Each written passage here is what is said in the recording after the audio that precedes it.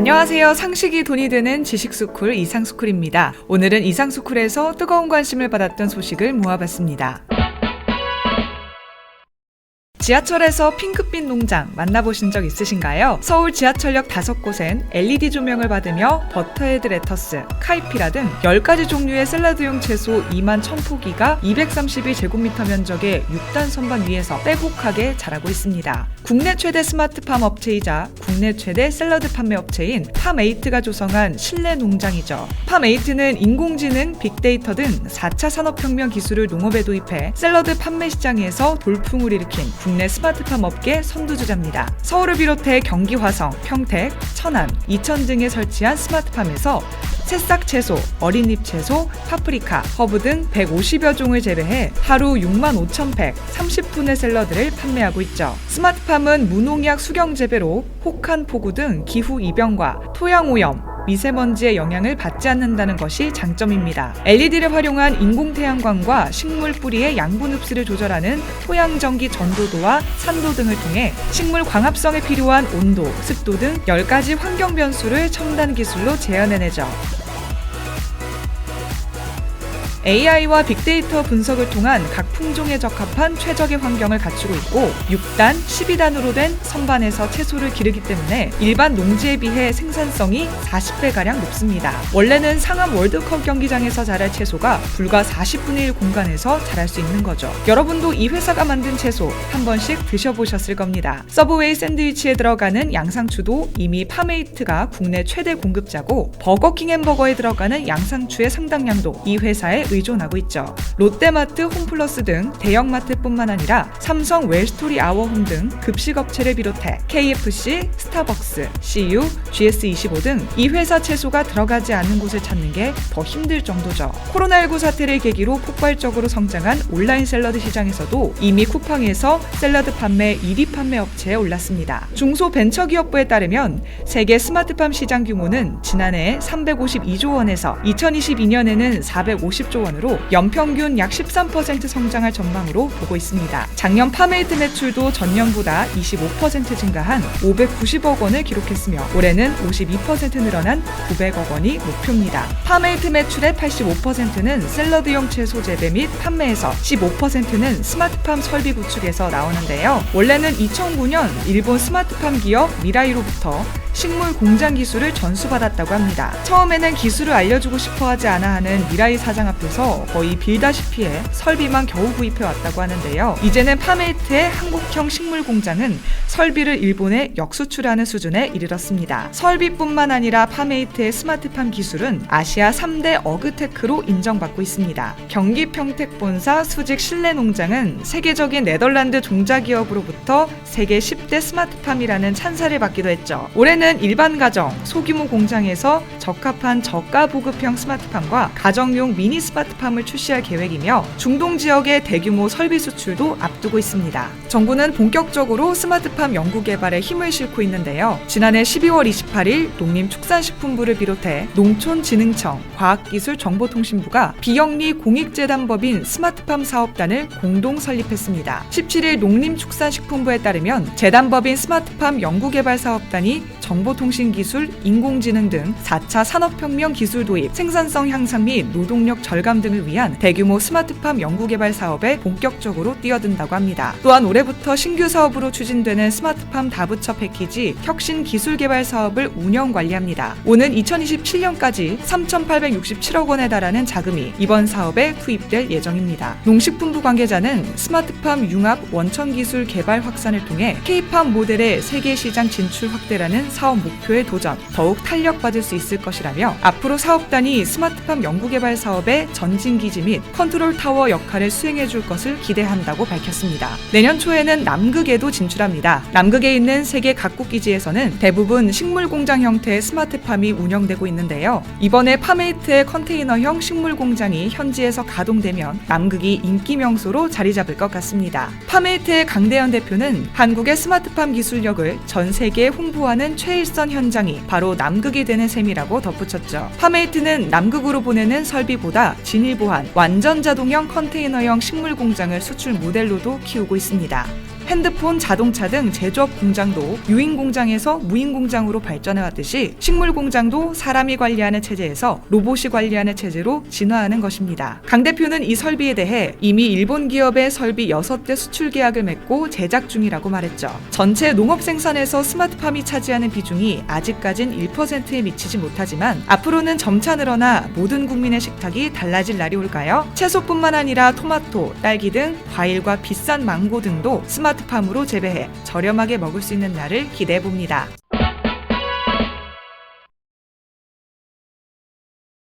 여러분 커피 좋아하시나요? 해외에서 승승장구 중인 한국 토종 브랜드가 있습니다. 말렙커피 들어보셨나요? 말렙커피는 국내는 물론 해외를 통틀어 대규모인 150개 이상의 가맹점을 보유하고 있는데요. 매일 마실 수 있는 스페셜티 커피라는 슬로건을 내세웁니다. 여기서 말하는 스페셜티 커피란 미국 스페셜티 커피협회 큐그레이더에게 검증받은 상위 7%의 퀄리티 높은 최상급 원두로 만든 커피를 의미합니다. 참고로 스페셜티 커피협회 최상급 원두로 인정받으려면 커피의 외관, 향미, 질감, 깔끔함 등의 기준에서 80점 이상을 받아야 하죠. 엄청 까다롭습니다. 스페셜티 커피는 초반엔 소수 애호가만 즐기던 프리미엄 커피로 대중화되진 않았는데 최근 커피에 대한 기호를 따지는 소비자들이 늘면서 스페셜티 커피에 대한 수요가 증가했습니다. 스페셜티 커피를 판매하는 대표 브랜드는 스타벅스 리저브, 이디야 커피랩, 블루보틀 등이 있는데요. 스타벅스는 국내 스페셜티 커피 시장의 선두주자라고 할 수 있는데 현재 가맹점 87개 스페셜티 커피 매장 중 가장 많습니다. 스타벅스 리저브의 스페셜티 커피는 6,600원, 엔젤리너스는 7,400원, 탐앤탐스 블랙은 7,000원, 아티제는 4,800원입니다. 일반 아메리카노 가격보다 2,000원에서 3,000원 정도 더 비싸게 받는다는 걸 알 수 있죠. 여기서 놀라운 게 말렙커피는 한 잔에 2,3,000원이라는 합리적인 가격에 스페셜티 커피를 제공하고 있습니다. 리서치 전문 업체가 앞서 시행한 만족도 조사에서 말렙커피가 33.9%로 유명한 블루보틀을 제치고 가격 대비 만족도 높은 스페셜티 커피 전문점 1위를 차지할 법합니다. 최상의 커피의 맛과 향을 선사하기 위해 최상급 원두를 엄선하고 엄격한 품질 관리를 진행할 뿐 아니라 고도의 전문성이 담긴 기술력을 통해 자체적으로 로스팅한다고 하는데요. 엄선된 4가지 스페셜티 원두를 소비자가 직접 취향에 따라 선택할 수 있고 선택한 원두에 관한 상세한 정보를 제공해 스페셜티 커피를 찾는 고객들의 만족도를 더욱 높이고 있습니다. 국내는 물론 해외까지 스페셜티 커피 시장의 패러다임을 리딩하고 있습니다. 말렙커피는 호주에 20평대 매장을 열고 오픈 첫 달에만 월 매출 9만 달러, 하나로 약 8천만 원을 기록하고 일 최고 매출로는 약 5,800달러, 하나로 약 500만 원을 달성했다고 합니다. 꽤 성공적인 출발 이후 실버워터점, 로버트 그루브점으로 넓혀가 론칭 3개월 만에 시드니 지역에만 말렙커피 3개의 가맹점이 생겨났다고 하죠. 호주에서의 성공을 눈여겨봐야 할 게 호주는 소비자들의 커피 소비 수준이 굉장히 높은 나라입니다. 호주 소비자들은 대부분 출근 전에 맛있는 커피 한 잔을 위해 아침에 1시간 일찍 기상하는 게 당연할 정도로 커피에 대한 애착이 높은 매니아들이 많이 있죠. 그들은 커피의 본연의 맛을 살리고 기본기에 충실한 스페셜티의 풍미를 살린 에스프레소 기반의 롱블랙, 라떼, 플랫 화이트 등을 주로 마시는데요. 스타벅스가 75개 국가 중 유일하게 진출에 실패한 나라입니다. 스타벅스는 2000년 호주 시장에 진출해서 84개 매장까지 확장했는데요. 2014년에 60개 매장을 문을 닫고 잔여 24개 매장도 위더스 그룹에 전부 매각해 철수한 적이 있습니다. 스타벅스도 살아남지 못한 호주에서 말렙커피가 승승장구하는 이유는 호주 소비자 입맛을 사로잡는 스페셜티 커피와 전문성 높은 세련된 메뉴 덕이라 보여집니다. 스타벅스를 필두로 한 대부분의 대형 커피 프랜차이들은 에스프레소 커피 원두 본연의 맛을 살리기보다는 프라푸치노, 마키아토 등의 혼합 커피들의 강점이 있고 이는 까다로운 호주 사람들의 입맛을 만족시키기엔 역부족이었다는 분석이죠. 말렙커피는 100% 스페셜티 원두로만 사용하고 다양한 싱글 오리진 스페셜티 롱블랙을 기본으로 하며 플랫 화이트, 아인슈페너, 멜랑주 등 스페셜티 원두 본연의 맛을 살리는 메뉴들로 구성되어 있어 스페셜티 커피 문화에 익숙한 현지 호주 소비자들에게도 좋은 호평을 받고 있습니다. 말렙의 호주에서의 성과를 지켜본 로컬 지역에서의 가맹 문의가 많다고 합니다. 또한 호주 내의 대형 투자 회사들에서 말렙커피의 MF를 요구하고 있는 상황인데요. 말렙커피는 매장을 계속해서 확장하여 글로벌 스페셜티 커피 브랜드로 입지를 다질 것이라는 포부도 내비쳤죠. 커피업계의 애플로 불리는 블루보틀 마틀의 본고장인 미국까지 진출해 한국 스페셜티 커피의 저력을 보여주고 있죠. 이러한 성과들을 바탕으로 최근에는 말렙커피를 운영하는 지주사가 최근 국내의 식품 대기업인 대상그룹 계열사와 IBK 금융그룹 등에게 30억 원 규모의 기관 투자를 유치하기도 했습니다. 커피 브랜드 운영사로는 국내에 사례를 찾기 힘든 매우 드문 성과를 이뤘고, 이러한 투자 자금을 바탕으로 본격적인 브랜드 성장을 위해 과감한 투자와 리딩 브랜드로서의 행보를 기대해 봅니다.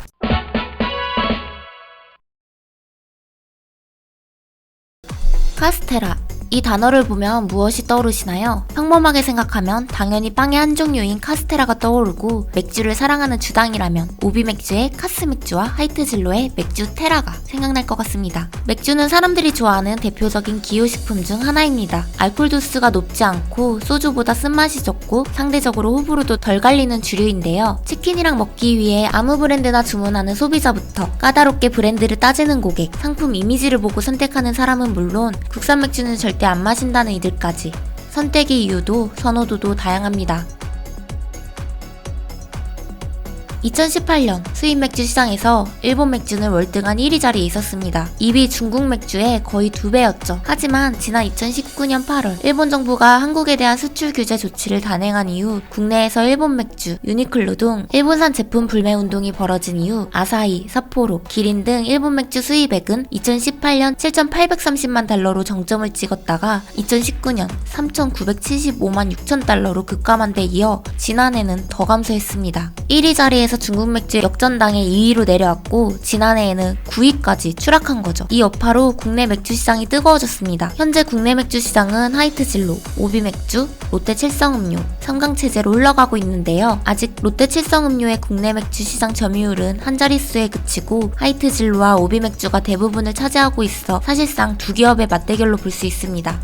맥주시장 왕자의 게임은 무려 87년간 이어진 맞대결입니다. 하이트진로의 전신은 조선맥주로 1933년 경기도 시흥군에 첫 사업장을 차렸고, 같은 해에 오비맥주 전신인 일본 쇼와기린 맥주가 출범했습니다. 광복 이후 상표를 오비맥주로 바꾸고 오비맥주가 1위, 조선맥주가 2위인 구도가 쭉 이어졌습니다. 시간이 지나 1993년 당시 오비맥주의 모기업이었던 두산그룹 계열사 두산전자에서 낙동강 페놀 무단 방출 사건이 불거지며 이미지에 큰 타격을 입었습니다. 그 사이 조선맥주는 하이트를 출시, 천연 안반수, 깨끗한 물로 만든 맥주 등의 슬로건과 지하 150m 안반수로 만들어진 깨끗한 맥주라는 이미지를 앞세워 소비자를 사로잡았는데요. 오비맥주의 위기를 자사의 기회로 삼아 맥주를 끓여서 드시겠습니까? 하이트 맥주를 만드는 이 물이 야말로 정말 깨끗한 물입니다. 같은 공격적인 광고 카피를 펼치기도 했습니다. 그렇게 하이트는 출시 3년 만에 맥주 시장 1위를 차지, 조선 맥주는 하이트 맥주로 사명을 변경하고 하이트 맥주는 96년부터 15년 동안 왕자에서 내려오지 않았습니다. 2011년 하이트 맥주는 진로 소주와 합병하여 하이트 진로로 사명을 변경합니다. 그런데 합병이 꼭 좋은 결과만 일으킨다는 법은 없는지 하이트와 진로의 영업망 통합이 원활하지 않고 기업 유동성이 악화되었습니다. 반대로 이번엔 오비맥주가 타사의 위기를 기회로 삼았는데요. 오비맥주는 두산 대신 벨기에 주류 기업 인터브로의 자회사가 되었고, 카스맥주를 새로운 주력 상품으로 내세웁니다. 전 세대에 사랑받는 맥주로 마케팅하고 브랜드 파워를 강화한 카스는 점점 점유율을 높여 16년 만에 다시 맥주업계 1위 자리를 탈환합니다. 그렇게 오비맥주 1위, 하이트진로 2위 구도가 굳어지나 싶었는데 최근에는 또 다른 양상을 보입니다.